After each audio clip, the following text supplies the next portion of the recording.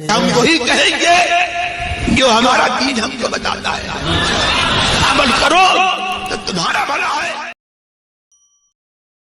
بسم اللہ الرحمن الرحیم۔ درود پاک پڑھ لیں۔ اللہم صلی علی سیدنا شفیعنا نبینا مولانا محمد مبارک وسلم۔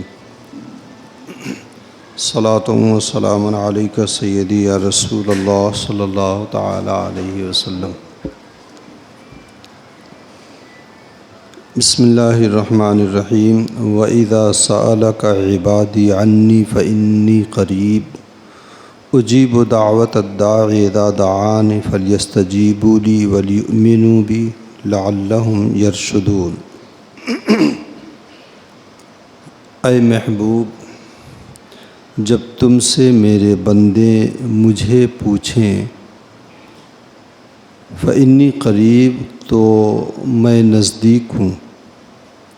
اجیب دعوت الداع اذا دعان، دعا قبول کرتا ہوں پکارنے والے کی جب مجھے پکارے۔ فلیستجیبوا لی ولیؤمنوا بی، تو انہیں چاہیے کہ میرا حکم مانیں اور مجھ پر ایمان لائیں۔ لعلہم یرشدون، کہ کہیں راہ پائیں۔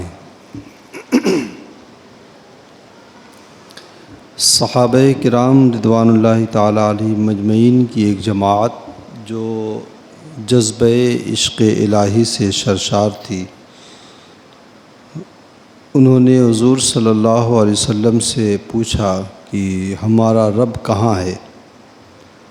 تو اس پر یہ آیت کریمہ نازل ہوئی اور فرمایا رب کائنات نے کہ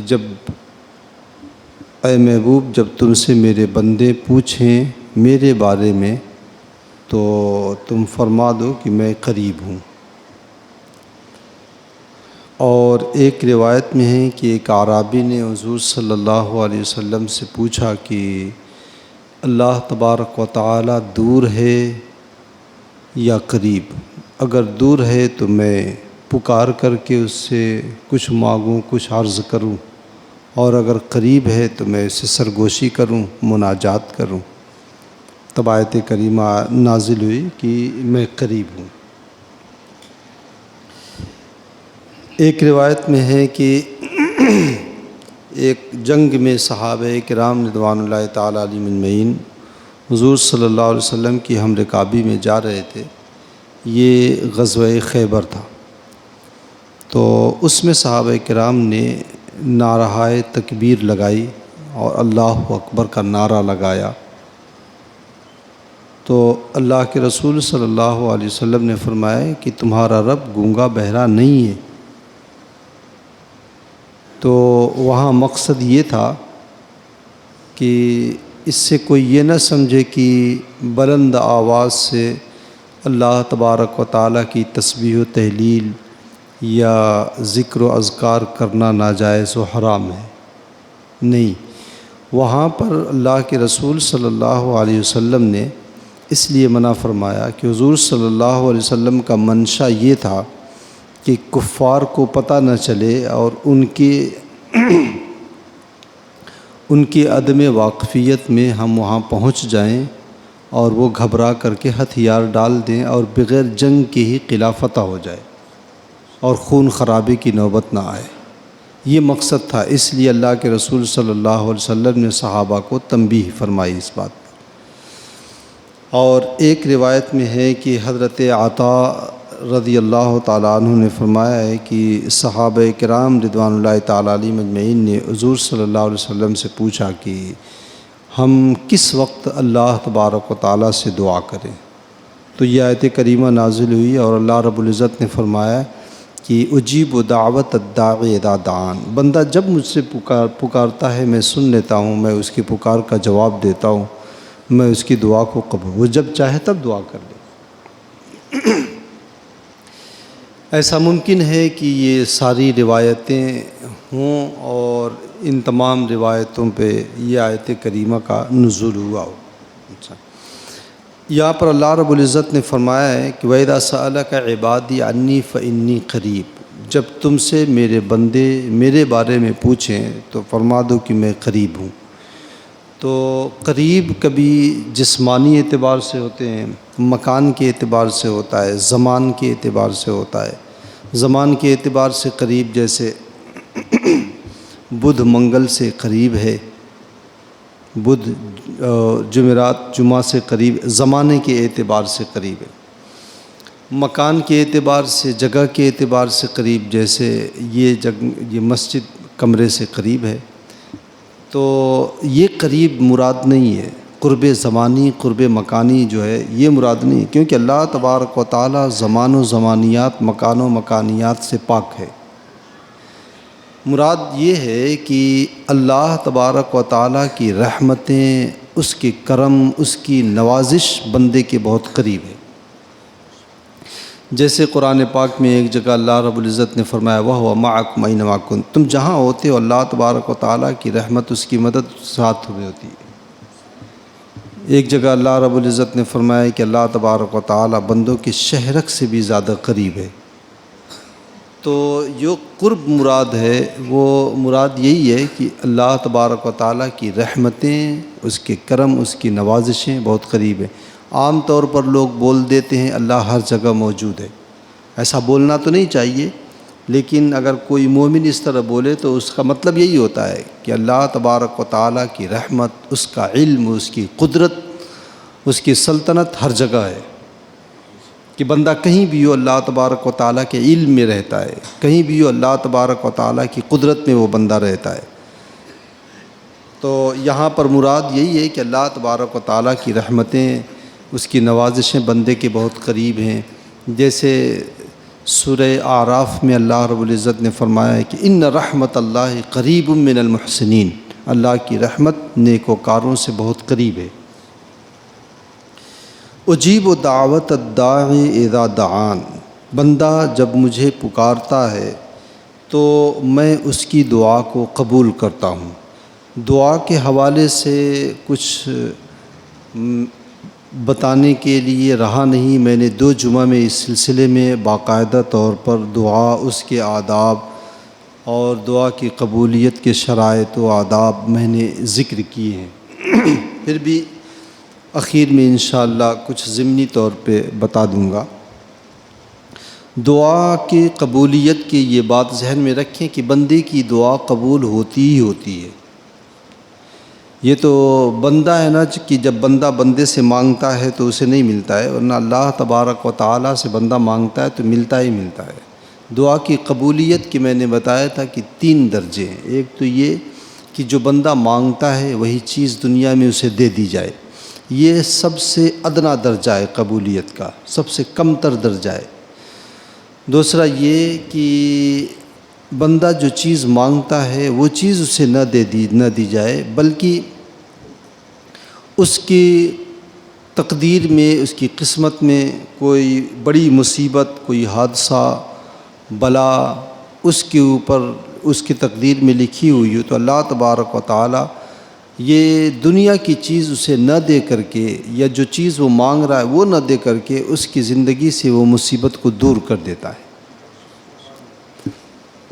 یا پھر یہ ہوتا ہے کہ اللہ تبارک و تعالیٰ کبھی، چونکہ اللہ تبارک و تعالیٰ عالم الغیب والشہادہ ہے، وہ سب کچھ جانتا ہے، ماضی، مستقبل، حال سب جانتا ہے، فیوچر، پاسٹ اور پریزنٹ سب جانتا ہے۔ اللہ رب العزت یہ بھی جانتا ہے کہ ہمارے حق میں یہ اچھا ہے یا برا ہے۔ تو اب ایک بندہ ہے، وہ بندہ دعا مانگ رہا ہے مجھے بیٹا دے دے، بیٹا دے دے، بیٹا نہیں مل رہا ہے، بیٹی دے رہا ہے اللہ تبارک و تعالیٰ اس کو، تو وہ یہ سوچتا ہے کہ میری دعا قبول نہیں ہوتی، حالانکہ اللہ تبارک و تعالیٰ جانتا ہے کہ یہ بیٹا اس بندے کے حق میں بہتر نہیں ہے، اس بیٹے کے غرور میں یہ جو ہے کہیں راہ حق سے بھٹک نہ جائے۔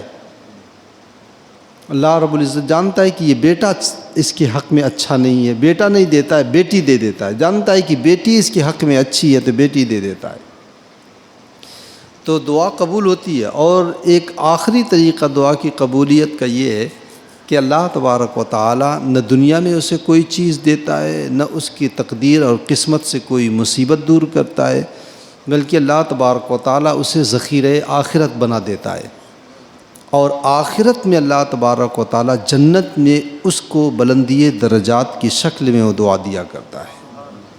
تو یہ جو ہے سب سے بہتر اور افضل طریقہ ہے۔ تو دعا قبول ہوتی ہی ہے۔ اگر بندہ کچھ مانگے اور اسے نہ ملے، بظاہر ایسا لگے کہ نہیں مل رہا ہے، تو اللہ کی رحمت سے اسے مایوس نہیں ہونا چاہیے۔ ہو سکتا ہے اللہ تبارک و تعالیٰ نے اس کی تقدیر سے کوئی مصیبت دور کر دی ہو، یا اللہ تبارک و تعالیٰ نے اس دعا کو اس کے لیے ذخیرہ آخرت بنا دیا ہو۔ فَلْيَسْتَجِيبُوا لِي وَلْيُؤْمِنُوا بِي۔ اچھا، دعا کے قبولیت کے جو ہیں آداب وغیرہ تو میں نے بتائے ہیں، اور کچھ چیزیں آپ ذہن میں رکھ لیں کہ دعا کی قبولیت کے آداب میں اللہ رب العزت کی بارگاہ میں ہاتھ اٹھا کر کے دعا مانگا جائے، اس طرح ہاتھ اٹھایا جائے کہ ہتھیلیوں کا رخ آسمان کی طرف ہو، اور اس طرح ہاتھ پھیلایا جائے کہ جو سنت طریقہ ہے وہ یہ کہ سینے کے قریب میں ہاتھ ہو اور دونوں ہاتھوں کے درمیان کچھ فاصلہ ہو، یعنی بالکل یوں نہیں، بالکل یوں نہیں، سینے کے درمیان ہو اور کچھ فاصلہ ہو، اور ہتھیلیوں کا رخ آسمان کی طرف ہو۔ اور ضروری یہ ہے کہ رزق حلال کا آدمی اہتمام کرے، کیونکہ اگر رزق حلال نہیں ہوتا ہے تو اللہ تبارک و تعالیٰ کی بارگاہ میں ایسے لوگوں کی دعا قبول نہیں ہوتی ہے۔ حدیث پاک میں آیا ہے کہ دعا کی قبولیت کا جو تالا کھلتا ہے، اس کی جو کنجی ہے وہ رزق حلال ہے۔ اور میں نے وہ بارہا وہ حدیث حضرت سعد بن ابی وقاص رضی اللہ تعالیٰ عنہ کی سنائی ہے کہ حضرت سعد بن ابی وقاص نے حضور سے عرض کیا تھا کہ یا رسول اللہ دعا فرما دیں میں مستجاب الدعوات ہو جاؤں، یعنی جو دعا کروں اللہ قبول فرما لے۔ تو حضرت سعد بن ابی وقاص رضی اللہ تعالیٰ عنہ سے اللہ کے رسول نے فرمایا تھا کہ اطب مطعمک تکن مستجاب الدعوت، اپنا لقمہ حلال کر لے، اپنا رزق حلال کر لے، تم مستجاب الدعوات ہو جاؤ گے۔ تو رزق حلال بہت ضروری ہے، بہت ضروری ہے، انتہائی اہم ہے۔ یہ رزق حلال میں کمی ہوتی ہے، سجدوں کی لذتیں آدمی بھول جاتا ہے۔ رب تبارک و تعالیٰ کی بارگاہ میں اللہ کے رسول صلی اللہ علیہ وسلم نے ایک حدیث میں فرمایا، ایک شخص ہے پریشان حال ہے، پریشان بال ہے، گرد و غبار سے اٹا ہوا ہے، بکھرے ہوئے بال ہیں، اور رب کی بارگاہ میں ہاتھ اٹھا کر کے وہ یا رب یا رب یا رب کہہ کے دعا کر رہا ہے۔ یعنی قبولیت کی جتنی بھی شرائط و آداب ہیں سب اس کے اندر پائے جا رہے ہیں۔ پریشان حال کی اللہ سنتا ہے، امن یجیب المضطر اذا دعا، یا رب یا رب یا رب کہہ کر کے دعا کرنے سے اللہ تبارک و تعالیٰ یہ قبولیت دعا کی دلیل مانی جاتی ہے، یا رب کہہ کے بار بار پکار کر کے دعا کیا جائے تو۔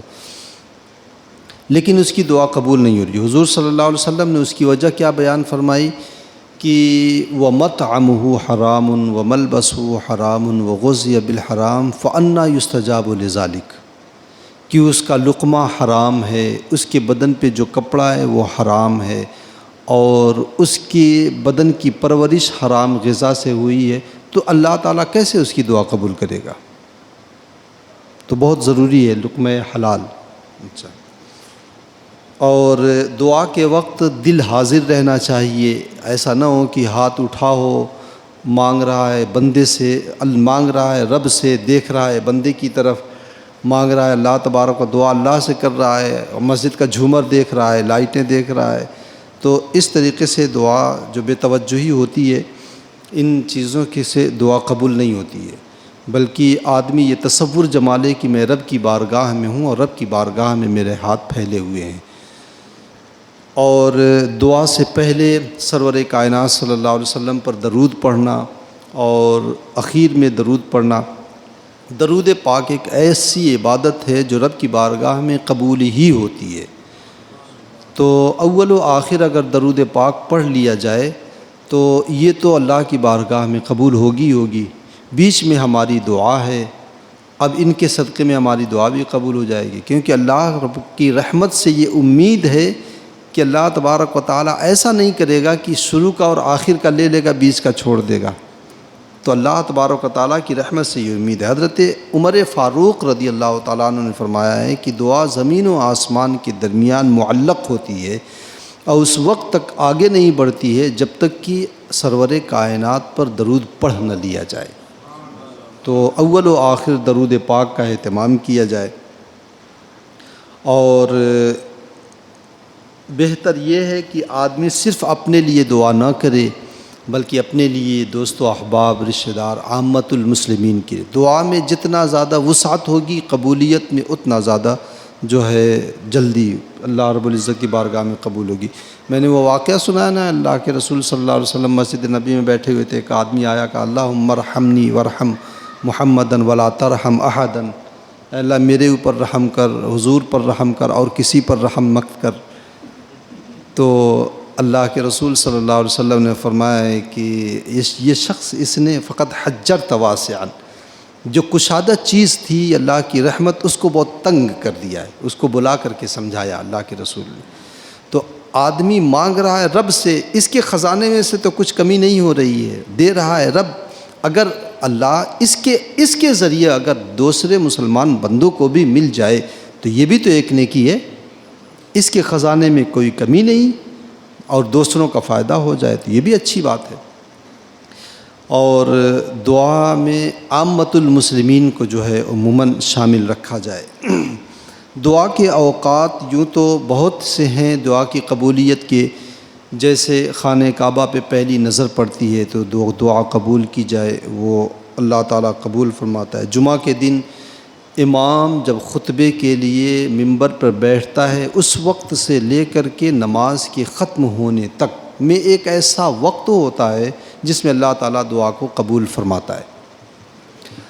اور یہ جو دونوں خطبوں کے درمیان کا مطلب جو ہے کہ دعا قبول ہوتی ہے تو ہے، لیکن جو دعا ہاتھ اٹھا کر کے کی جاتی ہے یہ ہاتھ اٹھانا منع ہے۔ دونوں خطبوں کے درمیان دعا میں جو ہاتھ اٹھاتے ہیں، کئی بار میں نے سوچا اس پہ تنبیہ کے لیے، لیکن میرے ذہن سے بات نکل جاتی ہے۔ جب خطبہ کے لیے کھڑا ہوتی ہے، پہلا خطبہ دے کے بیٹھتا ہوں، جب لوگ ہاتھ اٹھا کے دعا کرتے ہیں تب یاد آتا ہے، تو یہ منع ہے۔ دل میں آدمی دعا کرے اس وقت ہاتھ اٹھانا منع ہے۔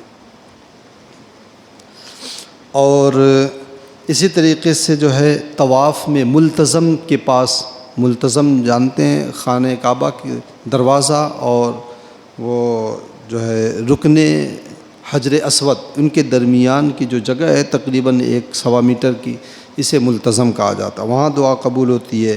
بیت اللہ میں چاہے زمزم یعنی زمزم کے کنویں کے پاس دعا قبول ہوتی ہے، زمزم پیتے وقت دعا جو قبول کی جائے، صفا و مروہ پر، سعی میں مقام ابراہیم پر، اور عرفات، مزدلفہ اور منی میں جمرات کو رمی کرتے وقت، شیطانوں کو کنکری مارنے کے وقت جو دعا کی جائے قبول ہوتی ہے۔ بزرگان دین کی قبروں پر دعا قبول ہوتی ہے، بزرگوں کے پاس دعا قبول ہوتی ہے۔ تو یہ دعا کی قبولیت کے مقامات ہیں۔ اور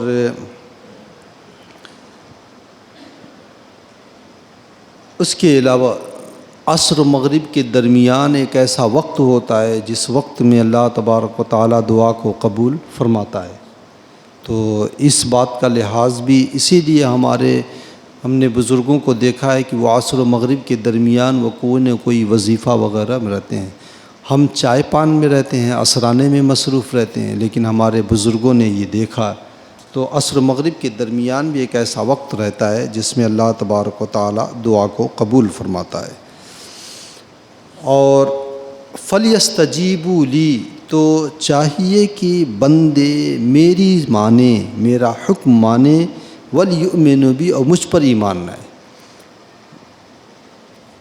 بہت نفیس تعلق پچھلے آیت کے پچھلے ٹکڑے سے اس سے ہے، اس کا ہے کہ بندہ مجھے پکارتا ہے، مجھ سے دعا کرتا ہے، میں اس کی دعا قبول کرتا ہوں۔ جب میں بندے کی سنتا ہوں اور بندے کی دعا قبول کر لیتا ہوں تو بندے کو بھی چاہیے کہ میرا حکم مانے۔ اس سے یہ بھی علماء فرماتے ہیں کہ جو بندہ شریعت کے اوپر جتنا عمل پیرا ہوگا اللہ تبارک و تعالی اس کی اتنی ہی سنے گا۔ اسی لیے اللہ رب العزت نے یہاں بھی فرمایا کہ جب میں دعا قبول کرتا ہوں تو بندے بھی تو میرا حکم مانیں اور مجھ پر ایمان رکھیں. اور مجھ پر ایمان رکھنے کا ایک مطلب یہ بھی ہو سکتا ہے کہ دعا مانگے بندہ تو یقین کے ساتھ دعا مانگے. یہ نہ کرے کہ پتہ نہیں ملے گا کہ نہیں ملے گا، دعا قبول ہوگی کہ نہیں ہوگی. نہیں، وَلْيُؤْمِنُوا بِي، مجھ پر ایمان لائے ہیں تو یقین رکھیں کہ میں دعا کو قبول فرماتا ہوں. لعلہم یرشدون، کی کہیں راہ پائیں. اللہ تعالی ہمیں اور آپ کو اپنی رحمتوں کے سائے میں رکھے. اللہم صلی علی سیدنا شفیعنا نبینا مولانا محمد مبارک وسلم صلاۃ و سلام علیک سیدی یا رسول اللہ صلی اللہ علیہ وسلم. اللہم ربنا تقبل منا انک انت السمیع العلیم وتب علینا انک انت التواب الرحیم. وصلی اللہ تعالی علی خیر خلقہ ونور عرشہ وقاسم رزقہ محمد وعلی آلہ واصحابہ اجمعین برحمتک یا ارحم الراحمین.